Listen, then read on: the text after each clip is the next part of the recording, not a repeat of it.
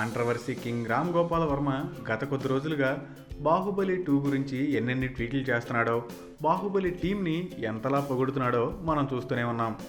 ఎప్పుడూ వోడ్కా వేసి mid night ట్వీట్లతో మతిపోగొట్టే Varma కొద్ది రోజుల క్రితం చెప్పినట్టు నిజంగానే వోడ్కా మానేశాడేమో, అందుకే డే టైం ట్వీట్లు పెడుతున్నాడు అనుకుంటున్నారు జనాలు.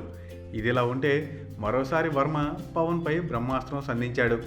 రీసెంట్గా బాహుబలి 2 1000 కోట్ల మార్కును టచ్ చేసింది. ఈ సందర్భంగా పవన్ కళ్యాణ్, రాజమౌళి, ప్రభాస్తో పాటు మూవీ టీంకి కంగ్రాట్స్ చెప్తూ ట్వీట్ చేశాడు. వర్మ ఆ ట్వీట్ని అడ్డం పెట్టుకుని మరోసారి తన స్టైల్లో రెచ్చిపోయాడు. పవన్ కళ్యాణ్ గనక బాహుబలి 2 లాంటి సినిమా తీయాలనుకుంటే అది బాహుబలి -2 అవుద్ది అంటూ వెటకారంగా ట్వీట్ చేశాడు. ఇక అక్కడతో ఆగితే ఆయన వర్మ ఎందుకు అవుతాడు? మరో అడుగు ముందుకేసి పవన్ వాడిన మై హార్ట్ ఫెల్ట్ అనే పదాన్నే వాడుతూ ప్రభాస్ కాబట్టి కేవలం 1000 కోట్ల మార్కునే రీచ్ అయ్యాడు, అదే పవన్ కళ్యాణ్ అయితే ఏకంగా 3000 కోట్ల మార్కును అందుకునేవాడు, అప్పుడు ఆకాశమే హద్దు అయ్యేది అంటూ వర్మ వెటకారం చేశాడు. అయితే పవన్ ఫ్యాన్స్ నుండి బెదిరింపులు ఏమైనా వచ్చాయేమో తెలియదు కానీ కాసేపటికే ఈ ట్వీట్స్ని డిలీట్ చేశాడు వర్మ. Thanks for watching.